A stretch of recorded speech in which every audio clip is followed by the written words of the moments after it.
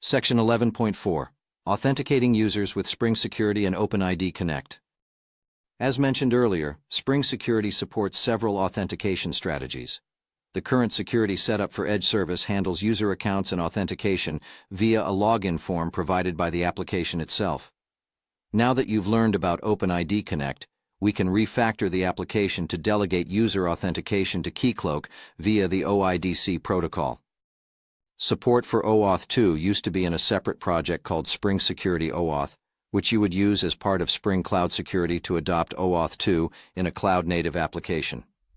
Both of those projects have now been deprecated in favor of the native, more comprehensive support for OAuth 2 and OpenID Connect introduced in the main Spring Security project, starting from version 5. This chapter focuses on using the new OIDC/OAuth 2 support in Spring Security 5 to authenticate the users of Polar Bookshop.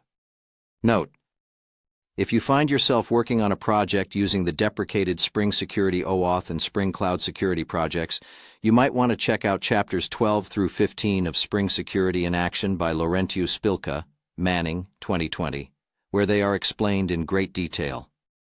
Using Spring Security and its OAuth 2/OIDC support, this section will show you how to do the following for Edge service. Use OpenID Connect to authenticate users. Configure user logout. Extract information about the authenticated user. Let's get started. Section 11.4.1. Adding the new dependencies. First of all, we need to update the dependencies for Edge service. We can replace the existing Spring Security Starter dependency with the more specific OAuth 2 Client 1, which adds support for OIDC/OAuth 2 client features. Furthermore, we can add the Spring Security Test dependency, which provides additional support for testing security scenarios in Spring. Open the build.gradle file for the Edge service project, Edge service, and add the new dependencies. Remember to refresh or re-import the Gradle dependencies after the new addition. Listing 11.5. Adding dependencies for Spring Security, OAuth 2 Client. Spring integration with Keycloak. When choosing Keycloak as the authorization server, an alternative to the native OpenID Connect/OAuth 2 support provided by Spring Security was the Keycloak Spring Adapter. It was a library supplied by the Keycloak project itself to integrate with Spring Boot and Spring Security, but it was retired after the release of Keycloak 17. If you find yourself working on a project using the Keycloak Spring Adapter, you might want to check out my articles on the subject. See this link. Or Chapter 9 of Spring Microservices in Action, 2nd edition, by John Carnell and Hilary Huilupo Sanchez, Manning, 2021. Section 11.4.2. Configuring the integration between Spring Security and Keycloak. After adding the relevant dependencies on Spring Security, we need to configure the integration with Keycloak. In the previous section, we registered Edge service in Keycloak as an OAuth 2 client, defining both a client identifier, Edge service, and a shared secret, Polar Keycloak secret. Now we'll use that information to tell Spring Security how to interact with Keycloak. Open the application.yml file in your Edge service project and add the following configuration. Listing 11.6. Configuring Edge service as an OAuth 2 client.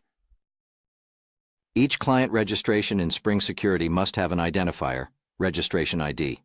In this example, it's Keycloak. The registration identifier is used to build the URL where Spring Security receives the authorization code from Keycloak. The default URL template is this. For Edge service, the full URL is localhost 9000/login/OAuth2/code/Keycloak, which we already configured in Keycloak as a valid redirect URL. Scopes are an OAuth 2 concept for limiting an application's access to user resources. You can think of them as roles, but for applications instead of users. When we use the OpenID Connect extension on top of OAuth 2 to verify the user's identity, we need to include the OpenID scope to inform the authorization server and receive an ID token containing data about the user authentication. The next chapter will explain more about scopes in the context of authorization.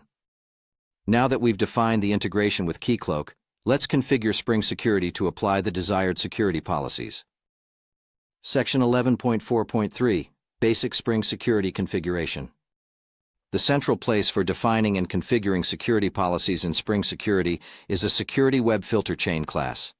Edge Service is currently configured to require user authentication for all endpoints, and it uses an authentication strategy based on a login form. Let's change that to use OIDC authentication instead. The server HTTP security object provides two ways of configuring an OAuth 2 client in Spring Security. With Auth 2 login, you can configure an application to act as an OAuth 2 client and also authenticate users through OpenID Connect. With OAuth 2 client, the application will not authenticate users, so it's up to you to define another authentication mechanism. We want to use OIDC authentication, so we'll use OAuth 2 login and the default configuration. Update the security config class as follows. Listing 11.7, requiring authentication for all endpoints through OIDC. Let's verify that this works correctly. First, start the Redis and Keycloak containers. Open a terminal window, navigate to the folder where you keep your Docker Compose file, polar deployment/docker/dockercompose.yml, and run the following command. See this code? Then run the Edge Service application, /gradle wbootrun, open a browser window, and head to localhost 9000. You should be redirected to a login page served by Keycloak, where you can authenticate as one of the users we created previously, Figure 11.4. Figure 11.4. The Keycloak login page for the Polar Bookshop realm, shown after Edge Service triggered the OIDC authentication flow. For example, log in as Isabel, password, and pay attention to how Keycloak redirects you back to Edge Service after validating the provided credentials. Since Edge Service doesn't expose any content through the root endpoint, you'll see an error message, white label error page. But don't worry, that's where we'll integrate an Angular front end later. The crucial point of this test is that Edge Service required you to be authenticated before accessing any of its endpoints, and it triggered the OIDC authentication flow. When you're done trying out the OIDC authentication flow, stop the application with Ctrl-C. If the authentication is successful, Spring Security will start an authenticated session with the browser and save information about the user. In the next section, you'll see how we can retrieve and use that information. Section 11.4.4, Inspecting the Authenticated User Context. As part of the authentication process, Spring Security defines a context to hold information about the user and map a user session to an ID token. In this section, you'll learn more about this context, what classes are involved, and how to retrieve the data and expose it through a new /user endpoint in Edge Service. First, let's define a user model to collect the username, first name, last name, and roles of an authenticated user. That's the same information we provided when registering the two users in Keycloak, and it is the information returned in the ID token. In a new com.polarbookshop.edgeservice.user package, create a user record as follows. Listing 11.8, creating the user record to hold info about an authenticated user. Independent of the authentication strategy adopted, whether username password, OpenID Connect /OAuth 2, or SAML2, Spring Security keeps the information about an authenticated user, also called the principal, in an authentication object. In the case of OIDC, the principal object is of type OIDC user, and it's where Spring Security stores the ID token. In turn, authentication is saved in a security context object. One way to access the authentication object for the currently logged-in user is extracting it from the related security context retrieved from the reactive security context holder, or security context holder for imperative applications. Figure 11.5 illustrates how all these objects are related to each other. Figure 11.5. The main classes used to store information about the currently authenticated user. You can make that work by doing the following. 1. Create a user controller class annotated with it REST controller in the com.polarbookshop.edgeservice.user package. 2. Define a method to handle GET requests to a new /user endpoint. 3. Return a user object for the currently authenticated user, retrieving the necessary information from OIDC user. To get the correct data, we can use the call hierarchy shown in Figure 11.5. The resulting method in the user controller class will look like this. See this code? In the next chapter, which focuses on authorization strategies, we'll configure KeyCloak to include a custom roles claim in the ID token and use that value to build the user object in the user controller class. Until then, we'll use a fixed list of values. For Spring Web MVC and WebFlux controllers, besides using reactive security context holder directly, we can use the annotation's current security context and authentication principal to inject the security context and the principal, in this case OIDC user, respectively. Let's simplify the implementation of the getUser method by injecting the OIDC user object directly as an argument. The final result for the user controller class is shown in the following listing. Listing 11.9. Returning information about the currently authenticated user. Ensure that KeyCloak and Redis are still running from the previous section. Run the Edge Service application, /gradle w boot run, open an incognito browser window, and navigate to localhost 9000 user. Spring Security will redirect you to KeyCloak, which will prompt you to log in with a username and password. For example, authenticate as Bjorn, password.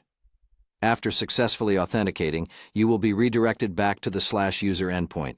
The result is the following. See this code? Note: the roles list includes hard-coded values. In the next chapter, we'll change it to return the actual roles assigned to each user in KeyCloak. When you're done trying out the new endpoint, stop the application with Ctrl+C and the containers with Docker Compose down. Consider what happened when you tried to access the /user endpoint and got redirected to KeyCloak. After successfully validating the user's credentials, KeyCloak called Edge Service back and sent the ID token for the newly authenticated user. Then Edge Service stored the token and redirected the browser to the required endpoint, together with a session cookie. From that point on, any communication between the browser and Edge Service will use that session cookie to identify the authenticated context for that user. No token is exposed to the browser. The ID token is stored in OIDC user, part of authentication, and ultimately included in security context. In Chapter 9, we used the Spring Session project to make Edge Service store session data in an external data service, Redis, so it could remain stateless and be able to scale out. Security context objects are included in the session data and are therefore stored in Redis automatically, making it possible for Edge Service to scale out without any problem. Another option for retrieving the currently authenticated user, the principal, is from the context associated with a specific HTTP request, called the exchange. We'll use that option to update the rate limiter configuration. In Chapter 9, we implemented rate limiting with Spring Cloud Gateway and Redis. Currently, the rate limiting is computed based on the total number of requests received every second. We should update it to apply the rate limits to each user independently. Open the rate limiter config class and configure how the username of the currently authenticated principal should be extracted from the request. If no user is defined, that is, the request is unauthenticated, anonymous, we use a default key to apply rate limiting to all unauthenticated requests as a whole. Listing 11.10. Configuring rate limiting for each user.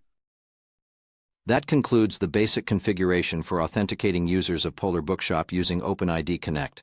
The following section will cover how logout works in Spring Security and how we can customize it for the OAuth 2/OIDC scenario. Section 11.4.5. Configuring user logout in Spring Security and KeyCloak. So far, we have addressed the challenges and solutions for authenticating users in a distributed system. Still, we should consider what happens when a user logs out. In Spring Security, logging out results in all the session data associated with the user being deleted. When OpenID Connect /OAuth 2 is used, the tokens stored by Spring Security for that user are also deleted. However, the user will still have an active session in KeyCloak. Just as the authentication process involves both KeyCloak and Edge Service, completely logging a user out requires propagating the logout request to both components. By default, a logout performed against an application protected by Spring Security will not affect KeyCloak. Fortunately, Spring Security provides an implementation of the OpenID Connect RP-initiated logout specification, which defines how a logout request should be propagated from an OAuth 2 client, the relying party, to the authorization server. You'll see how to configure it for Edge service soon. Note: the OpenID Connect specification includes a few different scenarios for session management and logout. If you'd like to learn more, I recommend you check the official documents for OIDC session management, see this link, OIDC front channel logout, see this link, OIDC back channel logout, see this link, and OIDC RP initiated logout, see this link. Spring Security supports logging out by sending a POST request to the /logout endpoint implemented and exposed by the framework by default. We want to enable the RP-initiated logout scenario so that when a user logs out of the application, they are also logged out of the authorization server. Spring Security has full support for this scenario and provides an OIDC, Client-Initiated Server Logout SUC handler object you can use to configure how to propagate a logout request to Keycloak. Let's say the RP-initiated logout feature is enabled. In that case, after a user has been successfully logged out of Spring Security, Edge service will send a logout request to Keycloak through the browser, using a redirect. Next, you'll probably want the user to be redirected back to the application after the logout operation has been performed on the authorization server as well.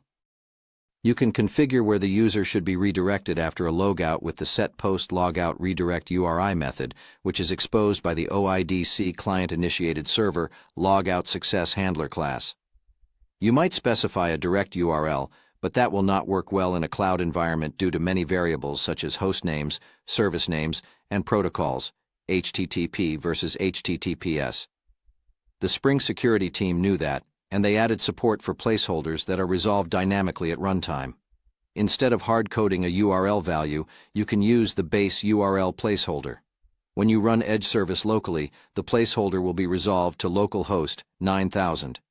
If you ran it in the cloud behind a proxy with TLS termination and accessible through the DNS name polarbookshop.com, it would automatically be replaced with polarbookshop.com.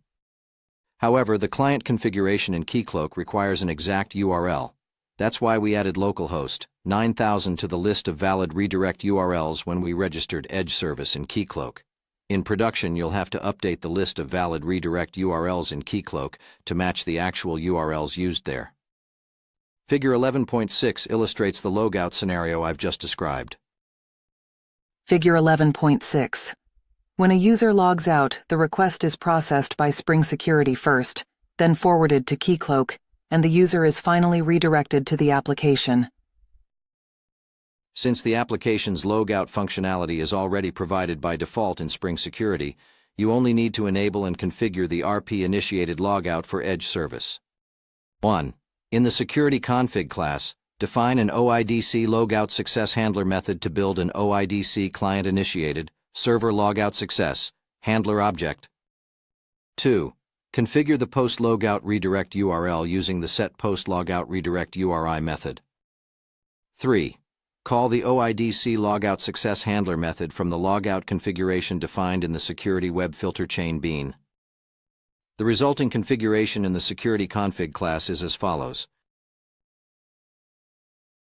Listing 11.11, configuring RP-initiated logout and redirecting on logout. Note: the reactive client registration repos itery bean is automatically configured by Spring Boot for storing the information about the clients registered with Keycloak, and it's used by Spring Security for authentication/authorization purposes. In our example, there's only a client, the one we configured earlier in the application.yml file. I won't ask you to test the logout functionality just yet. The reason will be apparent after we introduce the Angular front end to the Polar Bookshop system. The user authentication feature based on OpenID Connect/OAuth2 is now complete, including logout and scalability concerns. If Edge service used a template engine like TimeLeaf to build the front end, the work we've done so far would be enough. However, when you're integrating a secured backend application with an SPA like Angular, there are a few more aspects to consider. That will be the focus of the next section.